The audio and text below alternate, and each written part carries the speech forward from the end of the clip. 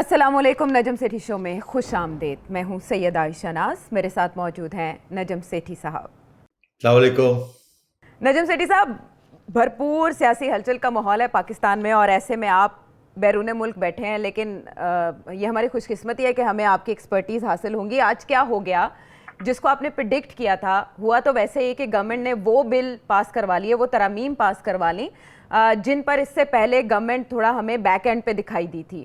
ای V Ms کے اوپر بھی بل جو امینڈمنٹس تھی وہ ہو گئیں، اور اس کے علاوہ جو اوورسیز پاکستانیز ہیں ان کو ووٹنگ کا رائٹ آیا، ووٹنگ کے اوپر بھی انہوں نے اپنی امینڈمنٹس منظور کرا لی۔ لیکن کچھ ہمیں مشکوک سی ایکٹیویٹی بابر اعوان صاحب کی دکھائی دی، جو کہ مشیر برائے پارلیمانی امور ہیں۔ پہلے انہوں نے مؤخر کرنے کی بات کی ای وی ایم کے اوپر، امینڈمنٹس کے اوپر جو ووٹنگ ہونی تھی۔ میرا خیال ہے پہلے ہم سنوائیں گے کہ بابر اعوان صاحب نے پہلے کیا کہا، اور اس کے بعد بات کو آگے بڑھاتے ہیں۔ یہ بہانہ لگایا جا رہا ہے کہ ہم اس کو ڈیلے کریں تاکہ پھر کہا جائے اب ٹائم نہیں رہا مشینوں کے استعمال کا۔ I urge you sir that this be rejected, اس پہ آپ ووٹ کروا لیں اور پھر ہماری موشن جو ہے اس کو پیش کرنے کی مجھے آپ اجازت دیں۔ بابر اعوان صاحب بہت پرجوش دکھائی دیے، وزیر اعظم بھی آج بہت پرجوش تھے، لیکن اپوزیشن نے بھی کوئی کھل کے کھیلنے کا موقع حکومت کو نہیں دیا، اور سیٹھی صاحب بھرپور احتجاج کرتے ہوئے اسے چیلنج کرنے کا اعلان کیا ہے۔ ساتھ ساتھ شہباز شریف صاحب کہہ رہے ہیں کہ اسپیکر کے خلاف عدم اعتماد بھی لا سکتے ہیں۔ آپ کہیے گا، آپ ایکسپیکٹ کر رہے تھے کہ آج ایسا ہی ہوگا، اور یہ بابر اعوان صاحب نے کون سا روٹ لیا آج؟ دیکھیے، اس میں دو باتیں ہیں۔ میں نے یہ تجزیہ کیا تھا اور پیشن گوئی کی تھی کہ اسٹیبلشمنٹ جو ہے گورنمنٹ کی ہیلپ کرے گی، اور میں نے یہ کہا تھا کہ فون جانے شروع ہو گئے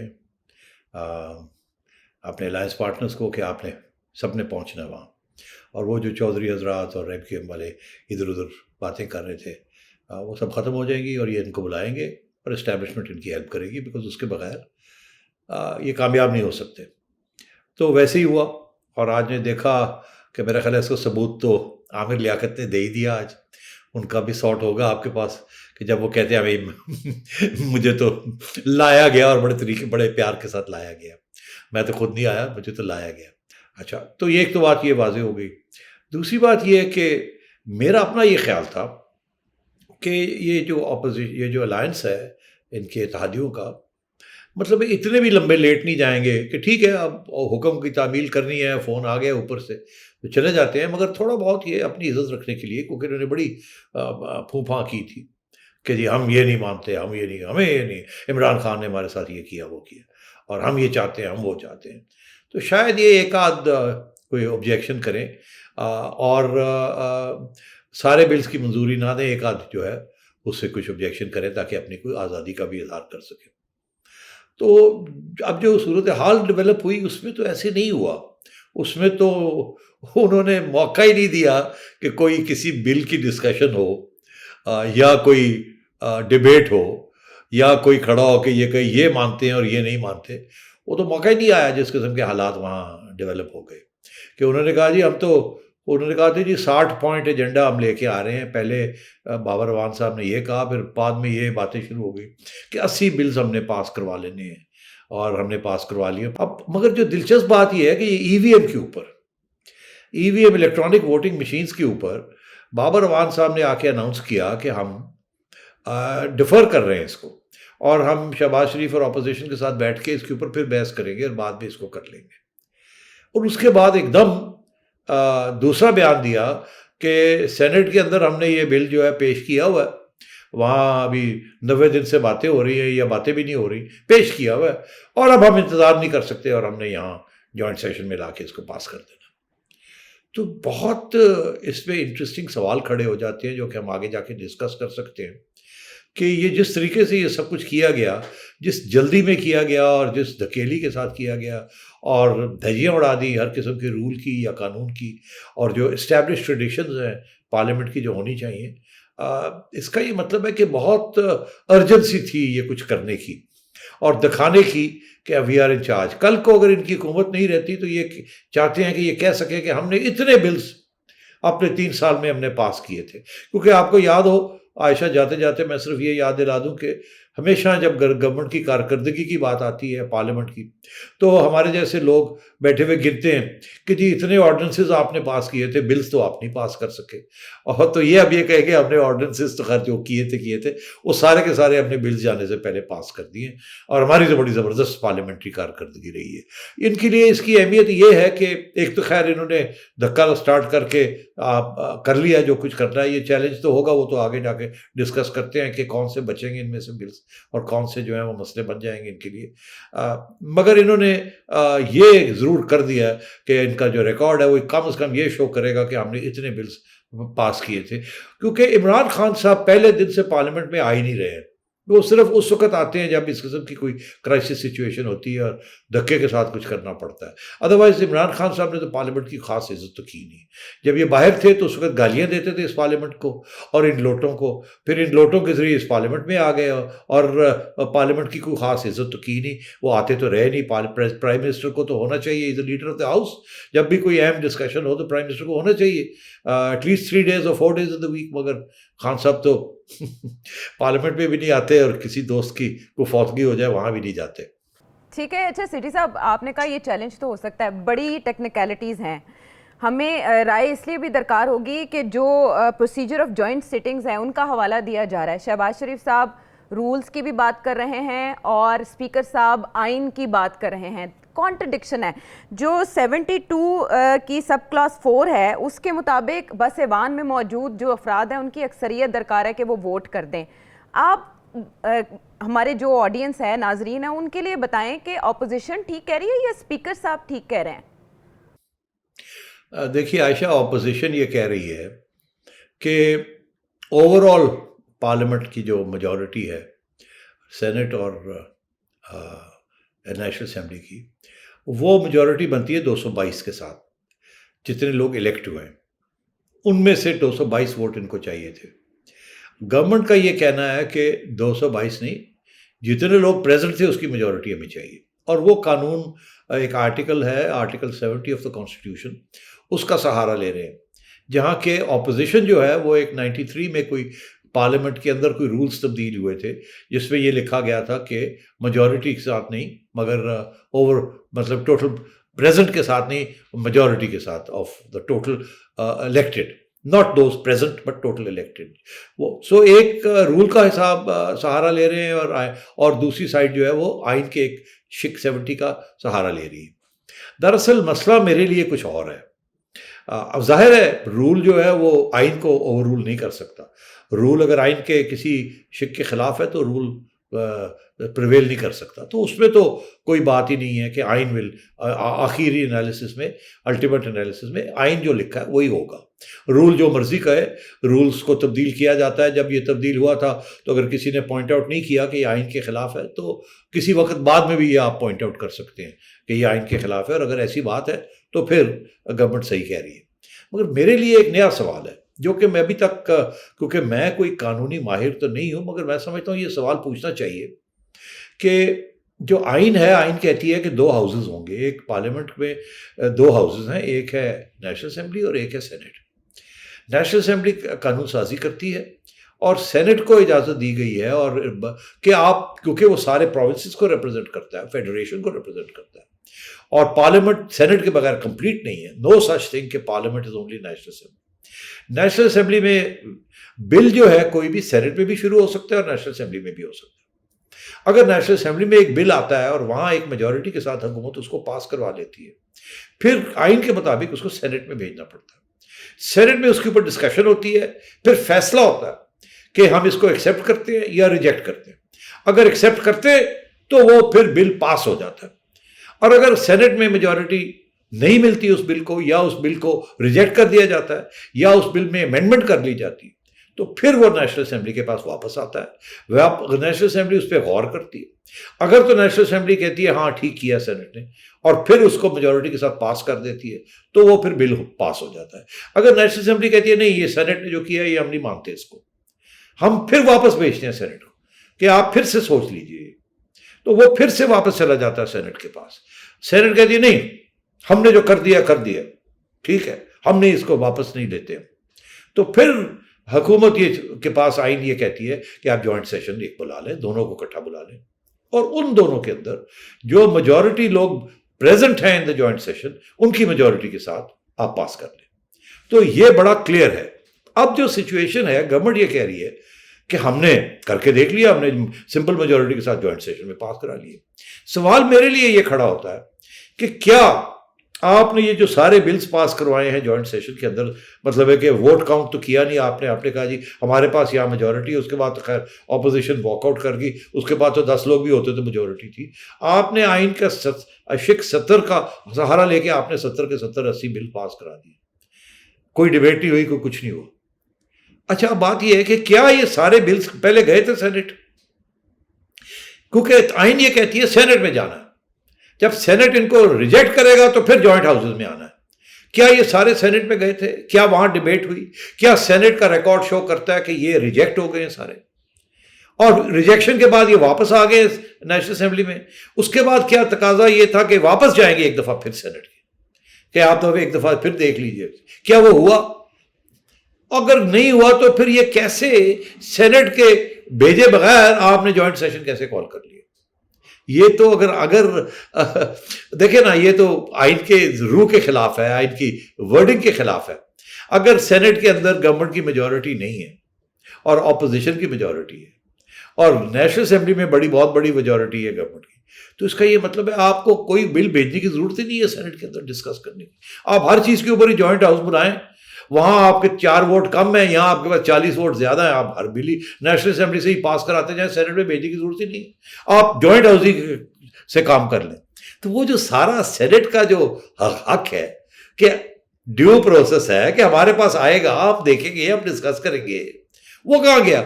تو سوال یہ کھڑا ہوتا ہے کیا انہوں نے یہ سارے بلز جو تھے جو پاس کیے ہیں جوائنٹ ہاؤس میں، کیا یہ سینٹ نے پہلے گئے تھے؟ کیا سینٹ نے ریجیکٹ کیے تھے؟ اور اگر ایسے نہیں ہے تو پھر جوائنٹ ہاؤس کیسے بلا لیا ایک بل کے لیے؟ جوائنٹ ہاؤس تو اس صورت میں ہوتا ہے کہ اگر آپ ایک بل ایک ہاؤس میں ریجیکٹ ہو جاتا ہے تو پھر آپ اس کو بلاتے ہیں اور اس کو آپ پاس کراتے ہیں، ادروائز تو جوائنٹ ہاؤس کا کوئی ایشو نہیں ہے. تو اصلی ایشو تو یہ بنے گا، رول کا ایشو نہیں بنے گا. آئین 70 جو ہے اس کا تعلق جوائنٹ سیشن کے ساتھ ہے، مگر جوائنٹ سیشن کا تعلق بل کے ساتھ ہے جو ایک ہاؤس میں شروع ہوتا ہے دوسرے میں ریجیکٹ ہو جاتا ہے. یہاں تو بہت سے بلز ہیں جو ریجیکٹ ہی نہیں ہوئے. بابر اعوان صاحب کہتے ہیں ہم نے EVM کا بل بھیجا ہوا ہے، وہاں 90 دن پہ پڑا ہوا ہے. پڑے ہونے سے بات نہیں ہوتی، آپ اس بل کو وہاں فلوٹ کریں، اس پہ بحث ہو، اس کو ریجیکٹ کروائیں.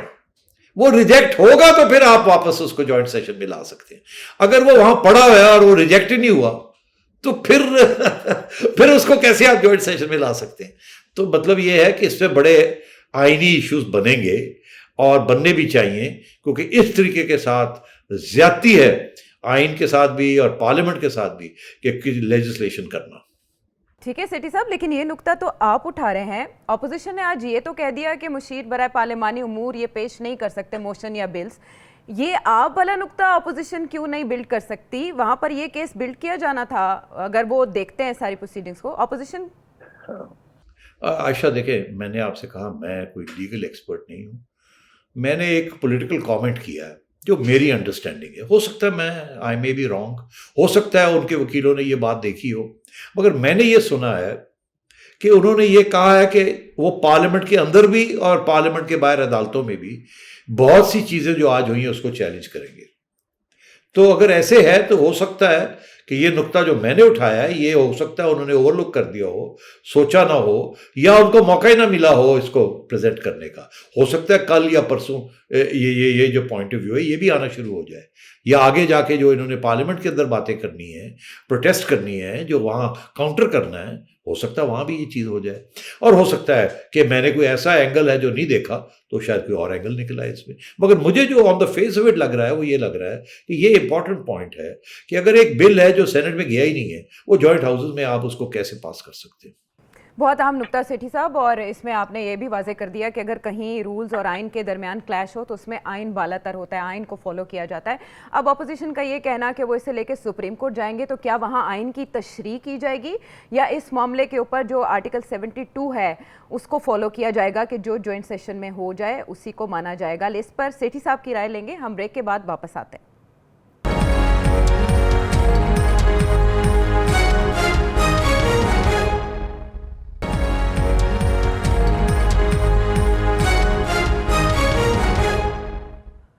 Welcome back to the show. जब नैब तरमीमी ऑर्डिनेंस सामने आया था तो उसमें भी बहुत से अबहम की निशानदही नजम सेठी साहब ने की थी और उसके बाद वो ज़ुबान ज़द-ए-आम हुई और फिर उन तरमीम को भी दोबारा देखना पड़ा।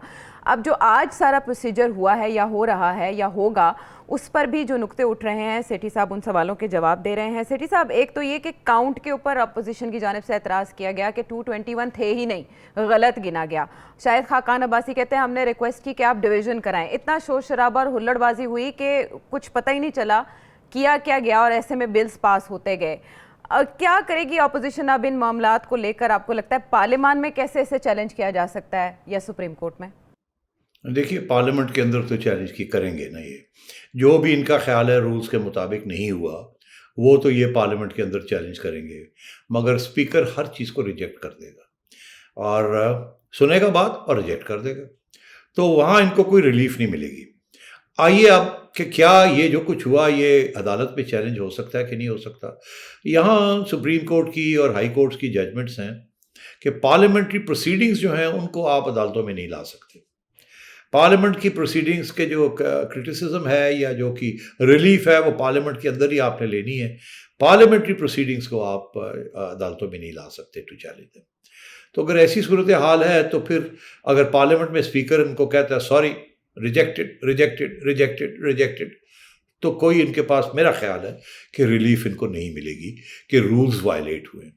वो रूल्स के जो फैसले हैं वो स्पीकर ही करेगा, और स्पीकर तो खैर ये स्पीकर पार्लियामेंट का नहीं है, ये स्पीकर तो पीटीआई का स्पीकर है। आप देखिए ना, आप स्पीकर का भी जो कॉन्सेप्ट है ना वो ये बनाया गया था कि स्पीकर सारी पार्लियामेंट का स्पीकर है, वो सिर्फ गवर्नमेंट का स्पीकर नहीं है।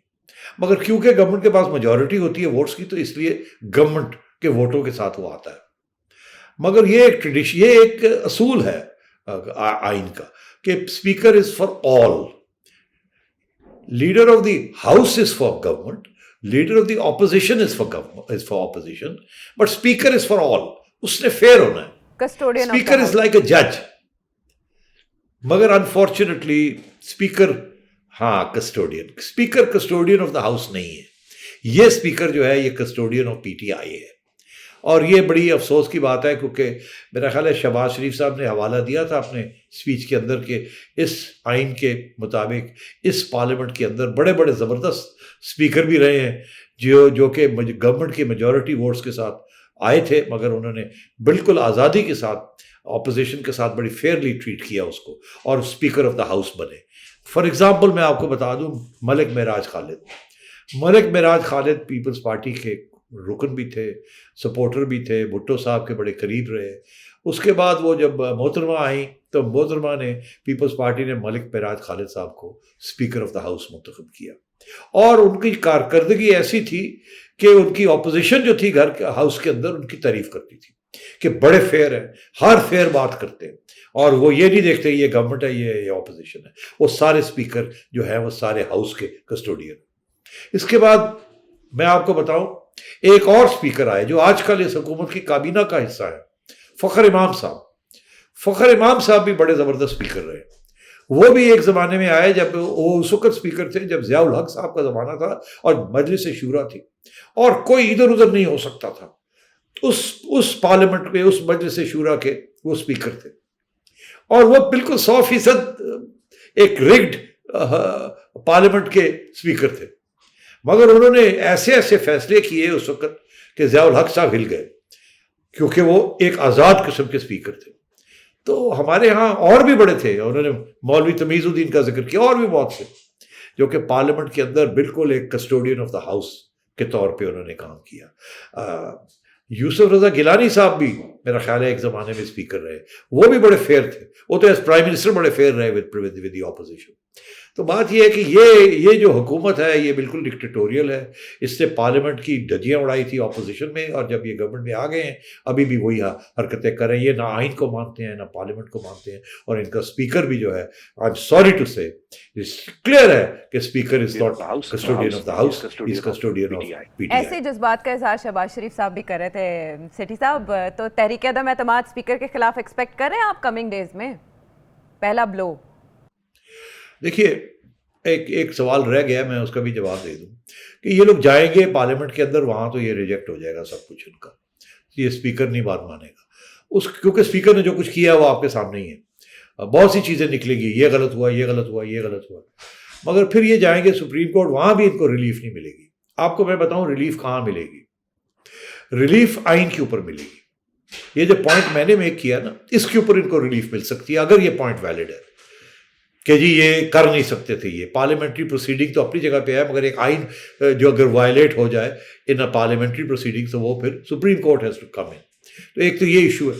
دوسرا یہ ایشو ہے کہ جو قانون انہوں نے پاس کیے، اگر ان قانون کے اندر کوئی ایسی چیز ہے جو کسی آئین کے شق کے خلاف ہے تو وہ چیلنج ہو جائے گی. تو میں یہ سمجھتا ہوں یہ دوسری لیول پہ یہ سپریم کورٹ، تو اس لیے میرا خیال ہے شہباز شریف صاحب نے یہ کہا ہے کہ ہم پارلیمنٹ کے اندر بھی جائیں گے اور پارلیمنٹ کے باہر بھی جائیں گے. تو یہ آپ دیکھیں گے کہ کیا چیز پارلیمنٹ کے اندر لے جانی ہے اور کیا چیز پارلیمنٹ کے باہر لے جانی ہے. تو یہ سلسلہ چلتا رہے گا اگلے اگر یہ گورنمنٹ رہ گئی تو اگلے 3-4 مہینے 6 مہینے یہ سلسلے چلتے رہیں گے. اچھا، سلسلے چلتے رہیں گے اور اس میں نقطے سامنے آتے رہیں گے. جو بلز پاس ہوئے ان پر تو ہم الگ الگ بات، لیکن اوورسیز پاکستانیز کو ووٹنگ کا حق دینے کے اوپر بلاول بھٹو زرداری نے ایک نقطہ اٹھایا، وہ سنوائیں گے. آزاد کشمیر میں ان کا ایک طریقہ کار ہے کہ وہ بھی اوورسیز پاکستانیز کا نمائندگی اپنا پارلیمان میں کرتے ہیں. ہمارا اپیل تھا کہ جیسے آزاد کشمیر میں ہوتا ہے ویسے پاکستان میں ہو. اس پر آپ کی رائے کیا ہے؟ دیکھیے عائشہ، یہ بڑا انٹرسٹنگ پوائنٹ ہے. انہوں نے کہا کہ کشمیر کی جو رائٹس ملی ہیں اوورسیز کشمیریز کو، وہ ایسے ملی ہے کہ کچھ سیٹس ایلوکیٹ کر دی گئی ہیں کہ اگر 30 سیٹیں ہیں تو اس میں سے 4 سیٹیں ہیں جو اوورسیز کشمیریز کو دے دی گئی ہیں، وہ اس کے لیے ووٹ ڈال دیں. وہ ساری سیٹوں میں اکراس پاکستان نہیں ڈال سکتے، وہ کشمیر کے اندر ان کو الاٹ کر دیے گئے. ان کا یہ کہنا ہے کہ نہ پیپلز پارٹی اوورسیز پاکستانیز کو ووٹ دینے کے خلاف کے حق میں ہے، خلاف نہیں ہے، مگر وہ یہ کہتے ہیں کہ اگر ایک بندہ پیرس میں بیٹھا ہوا ہے یا لنڈن میں بیٹھا ہوا ہے اور وہ کراچی کی کسی جگہ سے آیا ہے تو وہ کراچی کی اس کنسٹیٹیونسی لیے کیوں ووٹ کرے؟ وہ اس کو چاہیے کہ جتنے لوگ ان کے سیٹیں الاٹ کر دیں آپ اوورسیز پاکستانیز کو، کہ جی آپ کی سندھ کے اندر پروونشل اسمبلی میں 2 سیٹیں ہیں تو اب ان 2 سیٹوں کے اوپر جتنے پاکستانیز اوورسیز پاکستانیز ہیں وہ وہاں کنسٹیٹیوسی بنا دیں، اس کے لیے ووٹ کر لیں. اس کا مطلب یہ ہے کہ یہ پھر الیکشن اتنی حد تک وہ اس میں ووٹ ڈالیں گے جس حد تک ان کی رائٹ بنتی ہے. یہ کہ جی 8-9 ملین پاکستانیز ہیں اور وہ اب ایز اے بلاک ووٹنگ کر دیں گے اور ہمیں کیا پتا کہاں ووٹ کا ڈالا اور کہاں نہیں ڈالا، اور وہاں گھپلے کا ہونے کا بہت امکان ہے اور وہ ساری الیکشن کو افیکٹ کر سکتا ہے. یہاں تو 2 سیٹیں ہیں، 2 سیٹیں مل گئی، اس کے اوپر کر لیا، چلے وہاں کچھ ہوا تو ٹھیک ہے دیکھا جائے گا.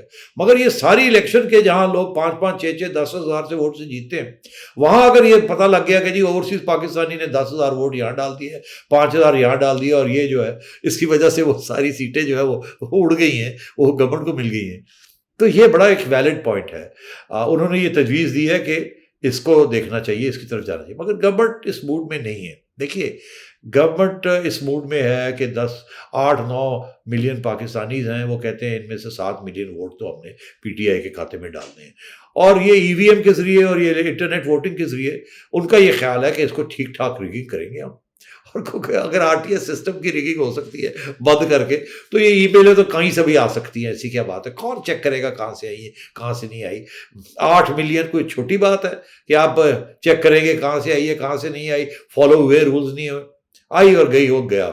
تو بات یہ ہے کہ this is a perfect case of pre electoral rigging کی تیاری جو فل فلیجڈ ہو رہی ہے، اس لیے اس کے اوپر اعتراض ہو رہا ہے. میرا یہ خیال ہے کہ اس میں ایک اور سوال ہے جو کہ سب لوگوں کو سوچنا چاہیے، ساری پارٹیز کو یہ سوچنا چاہیے. مجھے نہیں سمجھ آ رہی کہ 8-9 ملین پاکستانیز ہیں، اگر 80 1 کروڑ پاکستانیز ہیں باہر، تو بات یہ ہے عائشہ، تو ان میں سے آدھے سے زیادہ شاید ڈوئل نیشنلز ہیں. اگر ڈوئل نیشنلز ہیں تو ڈوئل نیشنل کو تو اجازت نہیں ہے الیکشن لڑنے کی. تو اگر ڈوئل نیشنل کو الیکشن لڑنے کی اجازت نہیں ہے تو ووٹ ڈالنے کی کہاں سے اجازت مل گئی ان کو؟ مجھے اس بات کی سمجھ نہیں آ رہی کہ یہ بھی ایک آئینی کانٹرڈکشن ہے. اس کو بھی چیلنج کرنا چاہیے کہ بھائی ڈیول پاکستانی جو ہے وہ نیشنل جو ہے وہ اپنی نیشنلٹی اس کو چھوڑنی پڑتی ہے بیفور ہی can stand for election. Faisal Vawda کا کیس آپ کے سامنے ہے، تو اور بھی بڑے کیسز ہیں جن کو ڈسکوالیفائی کیا گیا کہ انہوں نے اپنی نیشنلٹی نہیں چھوڑی. تو آپ ڈوئل نیشنل کھڑا تو ہو نہیں سکتا الیکشن کے لیے، مگر ووٹ آپ اس کو دے رہے ہیں، یہ کیسے ہو سکتا ہے؟ تو اس کو بھی چیلنج کیا جائے گا اور ہونا بھی چاہیے. یا آپ ڈوئل نیشنلز کو الیکشن لڑنے دیں یا آپ ڈوئل نیشنلز کو الیکشن نہ لڑنے دیں. انڈیا کے اندر ایسے نہیں ہے. انڈیا کے اندر ڈوئل نیشنلز کو نہ ووٹ کی اجازت ہے، نہ الیکشن جیتنے، ان کو نہ الیکشن میں حصہ لینے کی اجازت. ٹھیک ہے سیٹھی صاحب، بہت سے تضادات کی نشاندہی ہو رہی ہے آج کے شو میں. اب اپوزیشن اپنا کیس کیسے بلڈ کرتی ہے یہ تو ہم دیکھیں گے. واپس آتے ہیں پروگرام میں ایک بریک کے بعد.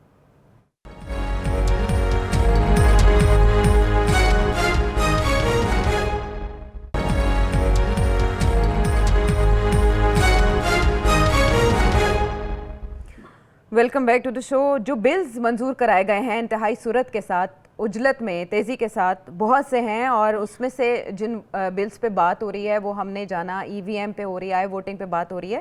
کلبھوشن یادو کو جو اپیل کا حق دینے سے متعلق جو بل ہے وہ بھی منظور کر لیا گیا ہے، اور اس پر اپوزیشن بہت شور شرابہ کر رہی ہے. اور وہ جو مودی کے یار کے تانے ماضی میں دیے جاتے تھے اب وہ اس حکومت کو دیے جا رہے ہیں. سیٹھی صاحب، اس کو ایلیبوریٹ کرنا بہت ضروری ہے کہ گورنمنٹ کو ایسا کیوں کرنا پڑا، اور اسٹیٹ بینک سے ریلیٹڈ بلز کیا ہیں، ان پر بات کیوں نہیں ہو رہی اس طرح؟ جی عائشہ، ایسے ہے کہ let's take the state bank first. State bank کے بارے میں دو بلز تھے. ایک تھا اسٹیٹ بینک کی آٹونومی کا، آزادی کا، فرام فائنانس منسٹری، اور دوسرا تھا وہ رولز آف بزنس ہیں کچھ، جس کا تعلق FATF کے ساتھ ہے، بزنس ٹرانزیکشنز کا. تو وہ بزنس ٹرانزیکشنز والا جو بل ہے وہ تو انہوں نے کہتے ہیں پاس کر دیا. وہ جو IMF جو چیز مانگ رہی ہے، complete independence of state bank from finance ministry, وہ پتہ نہیں بل پاس ہوا ہے کہ نہیں ہوا، اسی کے اوپر اعتراض ہے. یہ والا بل ہے، اس کے اوپر تو کسی کو اعتراض نہیں ہونا چاہیے. یہ تو FATF ریلیٹڈ بل ہے، اور اگر اس کو IMF بھی کہہ رہی ہے تو ٹھیک ہے. بزنس ٹرانزیکشنز بل یہ ٹھیک ہے، اس میں کوئی پرابلم نہیں ہے، نہ ہی کوئی آبجیکشن ہوگی. آبجیکشن تھی کہ جی کیا آپ اپنے اسٹیٹ بینک کو IMF کے حوالے کر رہے ہیں، کیونکہ IMF نے بندہ آپ کو دیا ہے جو کہ چلا رہا ہے. اور IMF کافی عرصے سے یہ سوال کھڑا کیے ہوئے اور مانگ رہی ہے کہ اسٹیٹ بینک کو الگ کیا جائے، منی سپلائی کو الگ کیا جائے، کریڈٹ کو الگ کیا جائے، ایکسچینج ریٹس کو الگ کیا جائے فرام گورنمنٹ. اور اسحاق ڈار صاحب نے اس کے خلاف ٹھیک ٹھاک مہم چلائی ہوئی ہے. وہ اس کے حق میں نہیں ہے. وہ کہتے ہیں کہ کسی صورت میں بھی حکومت اپنا اسٹیٹ بینک کو آزاد نہیں کر سکتی. اسٹیٹ بینک کو گورنمنٹ کی پالیسیز فالو کرنی پڑیں گی، اور جو گورنمنٹ چلاتی ہے اسی طریقے سے ہونا پڑے گا. اب IMF جو ہے وہ سمجھتی ہے کہ گورنمنٹ غلط کام کرتی ہے، سیاسی کام کرتی ہے، جس کے ساتھ پھر نقصان ہو جاتا ہے اور قرضے بڑھ جاتے ہیں. اور گورنمنٹ جو ہے وہ سیاسی فیصلے کرتی ہے، ایک اکنامک فیصلے نہیں کرتی، جس کے ساتھ پھر قرضے واپس نہیں ہو سکتے. اور پھر IMF جو قرضے دیتی ہے وہ پوچھتی ہے ہمارے قرضے کہاں گئے. اس لیے IMF انسسٹ کرتی ہے کہ اسٹیٹ بینک کو آٹونومس کیا جائے. مگر سب مسئلہ یہ ہے کہ اگر آپ اس کو آٹونومس کر بھی دیتے ہیں اور گورنمنٹ اپوائنٹ کرتی ہے اسٹیٹ بینک کے گورنر کو، تو گورنر کسی اسٹیج پہ بھی اس کی چھٹی بھی کرا سکتی ہے. اور اگر اس کی چھٹی کرا دے گی تو پھر وہ آٹونومی کہاں جائے گی. تو مطلب اس میں کافی کمپلیکیشنز ہیں. IMF کو بھی کوئی بات سمجھنے کی کوشش کرنی چاہیے. یہ کوئی بھی آزاد ملک جو ہے آج کل کے حال میں، جہاں اس کی معیشت جو ہے وہ فارن ڈپینڈنس ہے اس کی اتنی، وہ اپنی ہینڈ اوور نہیں کر سکتی چابیاں آپ کے خزانے کی ایک فارن IMF کو یا کسی اور کو. تو اسی لیے میرا خیال ہے اس بل کو روک لیا گیا ہے. اس کے اوپر شوکت طرین صاحب نے کہا کہ میں کافی بات چیت کر رہا ہوں، مگر شوکت طرین صاحب نے یہ بھی کہا کہ اگر وہ پاس نہیں ہوگا تو اگلا $1 بلین جو آپ کو پارٹ پیمنٹ ملنی ہے IMF سے اس کی ایڈ کی، وہ شاید نہیں ملے گی. تو یہ ایک بڑا سیریس ایشو ہے. اب اس کو کیسے گورنمنٹ ٹیکل کرتی ہے میں نہیں کہہ سکتا، مگر ہو سکتا ہے یہ گورنمنٹ جو ہے IMF کو کہے کہ اس کو تھوڑی دیر کے لیے ابھی آپ ملتوی کر دیں. باقی جو آپ نے ہمیں کہا ہے کہ ٹیکسز بڑھا دیں، بجلی کے ریٹ بڑھا دیں، پیٹرول بڑھا دیں، یہ کر دیں وہ کر دیں، وہ ہم کر دیتے ہیں. اور میرا خیال ہے اس پہ شاید کمپرومائز ہو بھی سکتی ہے، یہ نہیں کہ ہوگی، مگر IMF بڑا انسسٹ کر رہا ہے کہ اسٹیٹ بینک کو الگ کیا جائے، اسٹیٹ بینک کو الگ کیا جائے. ابھی تک تو آج تک جو میں نے خبر سنی ہے وہ شاید نہیں ہوا. ہو سکتا ہے کہ آج کا دن جب ختم ہو اور کل ہمیں یہ خبر ملے کہ وہ بھی گورنمنٹ نے پاس کر دیا ہے، اسٹیٹ بینک کو آزاد کر دیا، مگر شاید اس کے اندر بھی کچھ کلوزز رکھ دیے اپنے آپ کو بچانے کے لیے. سو آئی کانٹ سے. سر کلبھوشن یادو. ہاں یادو. اچھا، اب یادو کے اوپر یہ ہے کہ یہ مسئلہ بنا ہوا ہے ان کے لیے. انہوں نے تو اپنے قانون کے مطابق اس کو سزائے موت بھی سنا دی ہے، مگر وہ چیلنج ہو گیا انٹرنیشنل کورٹ میں، اور ان کو ایک ہدایت ہے انٹرنیشنل کورٹ کی کہ ریویو کریں اس چیز کو. ریویو سے مراد یہ ایک دفعہ پھر سوچ لیں اور قانون کا تقاضا کریں، کچھ ان کو سہولتیں دیں تاکہ یہ اپنے آپ کو ڈیفینڈ کر سکیں. تو اس نے انٹرنیشنل کورٹ نے یہ نہیں کہا کہ اپنا فیصلہ تبدیل کریں. انہوں نے کہا ایک دفعہ صحیح طریقے سے فیصلہ کریں. آپ نے جس طریقے سے فیصلہ کیا ہے وہ بہت جلدی سے کیا ہے اور پورے قانون کا تقاضے پورے نہیں کیے گئے، اور ان کو پورا کر کے ایک دفعہ پھر کس کو ریویو کریں. پرابلم ان کے لیے یہ آ گیا ہے، ایک طرف انٹرنیشنل کورٹ کا ایک ہدایت ہے، ایک آرڈر ہے، آپ سیکریٹری ہیں اس کورٹ کے، آپ کو وہ بات ان کی سننی پڑے گی. دوسری طرف آپ کے اپنے قانون ہیں، آپ کا اپنا قانون کو ریویو کی اجازت نہیں دیتا.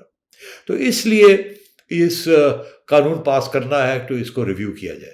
میرا خیال ہے اس کے ریویو کرنے میں کوئی حرج نہیں ہے. ریویو کے بعد جو بھی حکومت ہوگی وہ ریویو کر لے. آج یہ حکومت ہے، ریویو اس کو پاور تو ہونی چاہیے ریویو کی. اب ریویو کے اندر وہی پرانا فیصلہ آتا ہے یا کوئی نیا فیصلہ آ جاتا ہے یہ ہم نہیں کہہ سکتے، مگر میرا یہ خیال ہے کہ بالکل ریویو کی اجازت ہونی چاہیے اور یہ قانون پاس کرنا چاہیے ان کو. اس کی وجہ یہ ہے کہ فارن پالیسی جو ہے کسی وقت بھی اس میں تبدیلی کرنی پڑ جاتی ہے، کچھ لین دین کرنی پڑ جاتی ہے. تو قانون اتنا فلیکسیبل ہونا چاہیے کہ ریاست اور حکومت ملک کے مفاد کے اندر کوئی ایسا قدم اٹھا سکے جس میں قانون کی بالادستی اپنی جگہ رہے اور جو فارن پالیسی انیشیٹو لینا ہے وہ اپنی جگہ رہے. تو اس لیے میں سمجھتا ہوں کہ اپوزیشن کا یہ کہنا کہ جی ہم سے آپ نے ڈسکس نہیں کیا، ہمیں کانفیڈنس میں نہیں لیا، یہ بات صحیح ہے. مگر ایٹ دا سیم ٹائم میرا خیال ہے یہ حکومت نے یہ جو قانون پاس کیا ہے یہ صحیح پاس کیا کہ ریویو کی اجازت ہونی چاہیے. ICJ نے جو کہا پاکستان کو اس کو فالو کرنا بھی ضروری ہے، اور اسی سلسلے میں حکومت نے یہ قانون سازی یا یہ بل لانے میں عجلت دکھائی تاکہ اس کو معاملے کو آگے بڑھایا جا سکے جو ایک عرصے سے رکا ہوا ہے. بہت اہم نقطہ سیٹھی صاحب، جب آپ نے بات کی فل فلیج ریگنگ کا پلان ہے جس کے لیے یہ EVM کا بل لایا گیا یا امینڈ کیا جا رہا ہے. آصف علی زرداری صاحب آج پارلیمنٹ کے اجلاس میں آئے اور جب وہ جا رہے تھے تو ان سے سوال کیا گیا اس معاملے پر، تو انہوں نے جو جواب دیا وہ بڑا انٹرسٹنگ ہے. میں آپ سے جاننا چاہوں گی اس پر آپ کا موقف. جتنا یہ زور لگا رہے ہیں، اس بیج کو لگا رہے ہیں، اس کا پھل کوئی اور کھائے گا، یہ نہیں کھائے گا. پھل یہ نہیں کھائیں گے تو کون کھائے گا، اور بیج کون لگا رہا ہے، زور کون لگا رہا ہے سیٹھی صاحب؟ دیکھیے یہ آصف زرداری صاحب، میں نے ایک دفعہ نہیں بہت دفعہ کہا ہے کہ وہ ان کا نام ہے ڈاکٹر آصف زرداری. وہ PhD ہیں پالیٹکس کے اندر، ذہین سیاسی طور پہ. اب آصف زرداری صاحب یہ بات کہہ رہے ہیں کہ یہ بیج یہ لگا رہے ہیں مگر اس کا پھل کوئی اور کھائے گا، یہ 100% صحیح کہہ رہے ہیں. مطلب کیا ان کا مطلب یہ ہے کہ یہ آپ تو شاید آج ہیں، کل نہیں رہیں گے، کل نہیں ہوں گے. اگلی الیکشن کون کرائے گا اللہ بہتر جانتا ہے، اور جب وہ الیکشن ہوگی تو اس میں آپ کہاں ہوں گے. یہی مشینیں آپ کے خلاف بھی استعمال ہو سکتی ہیں. تو ان کا یہ ہے کہ آج آپ ہیں پاور میں، RTS سسٹم رک کر کے آپ کو لے آئے، کل کو یہ مشینیں رک آپ کے خلاف ہو جائیں گی اور پھر آپ دیکھیے گا آپ کے ساتھ کیا ہوتا ہے.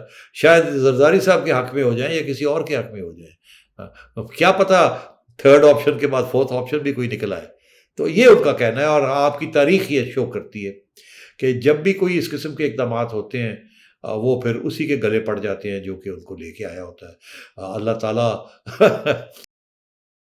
کہ جو فیصلے ہوتے ہیں وہ کم ہی لوگ ان کو سمجھ سکتے ہیں.